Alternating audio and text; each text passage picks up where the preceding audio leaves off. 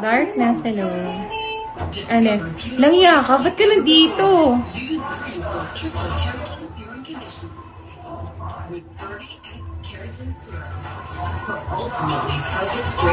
Kim, ba't ka nandito?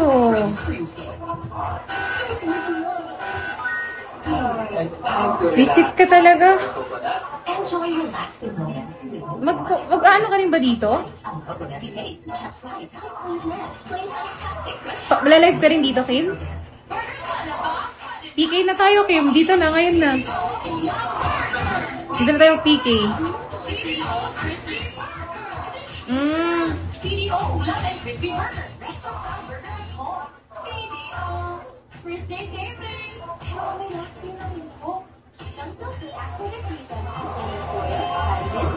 Angas mo naman.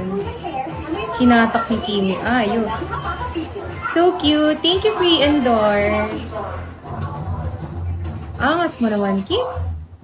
Dapat nagpaano ka na rin dito. Para dito na rin tayo. Nagpapalamig lang ako. Jan, hello. Papalamig lang ako dun. Paano kadadating mo? Malis yung isa. Ito po yan sa 948 billion pesos. Pinakamalaking budget ng DepEd sa ngayon. Para okay. Makakausap natin sa uy, hello. Thank you. Si Marian Enriquez. Marian, ano daw ba? Hi, Psycho. Para sa kanilang budget proposal sa 2026. Noong ikat na mga maglanaanan ng pondo, bakit na ito na rin ang ulo kung marbon na paibigin ng suporta sa mga guro, magiging mga kakulangan sa mga classroom sa bansa. Papalamig lang muna ako. Babalik ako doon mamaya. Thank you po. Thank you, official. Thank you, Ella. PK tayo ngayon. Ano oras ka ba uwi? Hala, hindi ako nakareply kay ano. Paglalagay ng 9.3 billion pesos para na halos 243,000 laptops sa ibang mamahal sa mga group. Ay kay Secretary Angara kung patuloy na malalaanan ng pondo 5 or 6. Sana 5. Para tapos na ako dito. Samantala sa pag-usapan tinutungko ito 165,000 sa shortage. Thank you, Zaldi. Sagot ng Angara, bilang sa mga dahilan ay ang pagloko ng populasyon, urbanization, lalo ang pinakamalaking shortages ay ang mga highly populated regions. Okay, dito mga may bagong tayo na relocation sites kung saan walang provision para sa mga school sites. Maglala ng 13.2 billion peso para sa pagtatayo ng classroom sa 2022. Dito ang garang, hindi lang budget issue ang problema, kundi management at efficiency issue dahil hindi na foresee ang mga pangangailangan sa classroom. Angas mo talaga, Kim. Hanggang dito, nasunod ka. Ba't alam mo nandito ako? Nasa GC ka ba, Kim? Hindi binawasan, bagkos ay nadagdagan pa nga ang kanilang pondo para sa 2025 sa eleksyon. Nasa GC ka, Kim. Ba't alam mo nandito ako? Hi, Jolo. Secret. Nasa GC ka siguro. Di kasi ako nag-check dun eh. Ng mag-asawang Curly at Sara Vizcaya ang pinili na immigration order ni DPWH Secretary Vince Dizon. Ayon sa kanilang abogado, si Attorney Cornelio Samaniego, nasa Pilipinas pa rin ang pamilya. Sabihin mo, mag-chat ka din sa GC, sabi ni Dior, magpapalamig lang daw siya, pinag-usapan kasi siya ng iba doon. Sabihin mo. Pinag-usapan kasi siya sa live niya, kamo. Papalamig lang muna daw si Dior.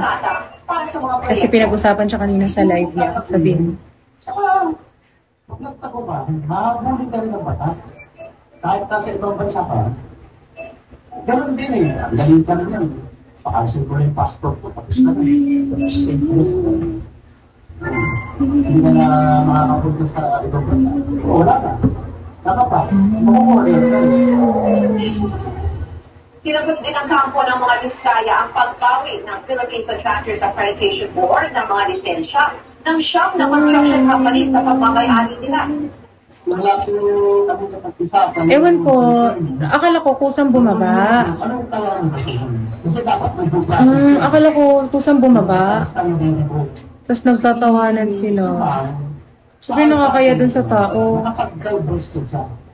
Sa Eh, di ba kahit naka-up yun, hindi ko naman ginaganon. Tapos, nag-chat sa akin, sinend niya. Bakit? Sabi niya sa akin. Sakala tuloy niya, ako nang-kick. Eh, ang layo ko sa screen. 2021 sa Maynila at Las Piñas. Lumunok kanina sa tanggapan ng National Police Commission ang dalawang nanay para magsampa ng reklamo laban kuya sa isang grupo ng pulis mula umano sa National Capital Region Police Office na dumukot raw sa kanilang mga anak. Base raw yan sa pag-iimbestiga nila. Tapos sabihin mo sa akin. Ng CCTV sa lugar. Sabi pa nila. Kaya nga, kaya sabi ko, ba't ba't ako yung nangkiki? Pulis kasangkot sa kaso. Sasabihan mo ako kung anong sasabihin nila. Di mo na ako mag-ano. Bahala sila dyan. Parang napasobrahan na yun.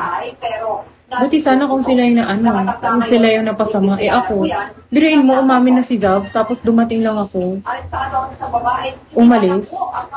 Parang, ano ako. Pinakabalat ang 21 anyos na suspect ng dapit ng mga otoridad sa Iligan, Lanao del Norte. Base po sa investigasyon, mga hubad na larawan at video. Parang ako patuloy yung masama doon. 4 at 6 na buwan ang ibinibenta ng suspect sa foreigner. Na-recover din sa suspect ang iba't Hi, ibang Miss. gadgets. Sinagip naman ang 3 bata, 2 po dyan. Anak mismo ng suspect habang pamangkin naman niya ang siya. Meron ata yung ano dito. Anti-Online Sexual Abuse or Exploitation of Children Act at Anti-Child Sexual Abuse of Exploitation Materials Act. Susunod, panibagong paglo na buo sa Nilagang Luzon. Yan ang ito pagbalita sa pambabalik ng Frontline. The Express. Sasabihan mo ako kung ano